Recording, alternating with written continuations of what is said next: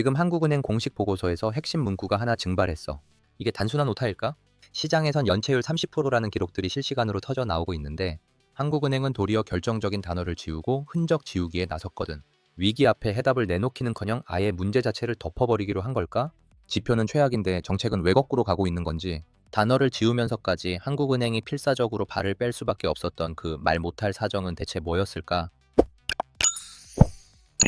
한국은행이 금리를 그대로 둔 이유는 간단해. 올려야 하는데 올릴 수가 없는 거지. 2026년 지금 한국의 가계부채는 GDP 대비 89.7%야. 세계 1등이야, 불명예스럽게도. GDP 대비 가계부채가 뭐냐면 쉽게 말해서 국민 전체가 1년 동안 버는 돈의 거의 90%를 빚으로 지고 있다는 소리야. 마치 연봉 3천만 원 받는 사람이 2,700만 원 빚을 진 것처럼 국가 채무는 51.6%로 매년 엄청나게 늘고 있고, 이 상황에서 금리를 올리면 어떻게 될까? 가정에선 이자 부담을 못 이겨서 파산하지. 회사는 대출을 못 갚아서 연쇄 부도가 나고, 그럼 실업률이 치솟고 정치인들은 표를 잃어. 그래서 정치권은 금리 올리지 말라고 압박하는 거야. 대신 나라 돈 풀어서 경기 살리자고 하지. 실제로 2026년 정부 예산은 8.1% 늘었어. 문제는 이거야. 한국은행은 돈의 양을 줄이려 하는데 정부는 돈을 마구 푸는 거지. 이걸 경제학에서 재정화폐화라고 하는데, 쉽게 비유하면 이래. 엄마는 용돈 줄이려고 하는데 아빠는 몰래 용돈 더 주는 격이야. 그럼 애가 돈 관리를 제대로 못 배우잖아. 나라 경제도 똑같아. 결국 한국은행은 손들었어. 금리 인하 문구를 지운 이유는 더 이상 내릴 데도 없고 올릴 용기도 없어서야. 지금부터가 핵심이야. 왜 한국은행이 손을 들 수밖에 없었는지 세 가지 위기 요인을 정확히 짚어볼게. 첫 번째, 폴 볼커의 교훈을 무시했어. 1980년대 미국도 비슷한 위기를 겪었거든. 물가가 미친 듯이 올라서 인플레이션율이 14%까지 치솟았지. 인플레이션이 뭐냐면 돈의 가치가 떨어져서 물건값이 계속 오르는 거야. 작년에 라면 한 봉지 1,000원이었는데 올해는 1,500원 되는 시기지. 당시 미국 중앙은행 의장 폴 볼커는 어떻게 했을까? 금리를 20%까지 올렸어. 금리 20%면 은행에서 1억 빌리면 매년 이자만 2천만 원 내야 한다는 소리야. 엄청 아프지? 물론 고통스러웠어. 실업률이 10% 넘었고 경기도 안 좋아졌지. 하지만 결국 물가를 잡았고 미국 경제는 다시 살아났어. 한국은 어때? 금리를 올려야 하는데 2,050%에서 멈춰 있어. 마치 아픈 치아 치료 안 하고 진통제만 먹는 거야. 고통스러운 결단을 계속 미루는 거지. 두 번째, 재정이 완전히 망가지고 있어. 독일을 한번 봐봐. 2025년 독일은 나라 돈 쓰는 걸 동결했어. GDP 대비 국가 채무 비율을 60% 이하로 유지하는 게 헌법에 박혀 있거든. 재정이란 쉽게 말해 나라 살림이야. 세금 걷어서 나라 돈 쓰는 거.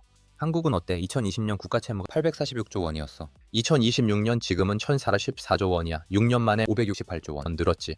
이거 집으로 치면 원래 집의 빚이 8억이었는데 6년 만에 14억으로 늘어난 거야. 집 팔아도 빚 못 갚을 판이지. 재정 건전성이 무너지면 나라 신용 등급이 떨어져. 그럼 외국 투자자들이 돈 빼가고 원화 가치가 폭락하는 거야. 이미 조짐이 보여. 환율이 1,450원 넘나들고 있잖아. 세 번째, 부동산 PF와 은행이 시한폭탄이야. 부동산 PF가 뭐냐면 부동산 프로젝트 파이낸싱의 줄임말인데 쉽게 말해서 건설사가 건물 지을 때 은행에서 돈 빌리는 거야. 지금 이 시장이 무너지고 있어. 연체율이 30%를 상회하는 일부 은행들. 연체율이란 빌린 돈을 제때 못 갚는 비율이야. 32.43%면 빌려준 돈 10억 중에서 3억을 못 받고 있다는 소리지. 마치 친구 10명한테 돈 빌려줬는데 3명이 안 갚는 거야. 엄청 위험하지? 금융당국은 괜찮다고 해. 하지만 2011년 저축은행 사태 기억나? 당시에도 괜찮다고 했어. 그러다가 저축은행 9개가 한꺼번에 무너졌지. 역사는 반복돼. 그럼 어떻게 하면 좋을까? 해법은 크게 두 가지야. 첫 번째는 나라가 해야 할 일, 두 번째는 우리가 개인적으로 해야 할 일이야. 먼저 나라가 해야 할 일부터 볼게. 첫 번째, 나라 차원의 해법 3.2일체 긴축이 필요해. 긴축이란 돈을 빡빡하게 관리한다는 거야. 허리띠 졸라매는 거지. 금리를 4.5%까지 올리는 게 좋을 것 같아. 단기적으로 아프지만 장기적으로 경제 살리는 길이거든. 나라 돈 쓰는 것도 대폭 줄이는 게 필요해. 8.1% 늘린다고? 이건 치명적인 행위야. 최소한 동결하고 가능하면 5% 이상 줄이는 게 맞아. 돈 찍어내는 양도 엄격하게 관리해야 하고 돈을 마구 찍으면 안 되거든. 하지만 솔직히 말할게. 이게 실행될 가능성은 거의 없어. 왜냐면 표가 줄어들거든. 정치인들이 이런 아픈 결정 내리면 다음 선거에서 떨어지잖아. 그러니까 안 하는 거야. 그래서 우리는 스스로 대비하는 게 중요해. 두 번째, 개인 차원의 해법 나라를 못 믿으니까 우리가 직접 자산을 지키는 게 좋겠어. 생존 전략 알려줄게. 환율 1,500원을 한번 눈여겨보는 게 좋아. 환율이 1,500원 넘으면 자산의 일정 부분을 달러 등 안전자산으로 배분하는 전략을 고려해봐야 해. 원화 가치가 폭락할 가능성이 높거든. 마치 배가 가라앉기 전에 구명보트 타는 거야. 저축은행 연체율도 계속 확인해보는 게 좋겠어. 저축은행 PF 연체율이 8% 넘으면 돈을 다른 데로 옮기는 걸 생각해봐. 예금자 보호 한도는 5천만 원이야. 그 이상은 보장 안 해줘. 5천만 원 넘게 맡겼는데 은행 망하면 초과분은 날아가는 거거든. 정부 정책 방향도 계속 지켜보는 게 좋아. 만약 정부가 나라 돈을 계속 늘리고 한국은행이 금리를 오히려 내린다면 그건 경제 포기했다는 신호야. 그때는 자산 방어를 시작하는 게 좋겠어. 정리할게. 한국은행은 금리 인하 문구를 지웠어. 더 이상 쓸 무기가 없다는 항복 선언이지.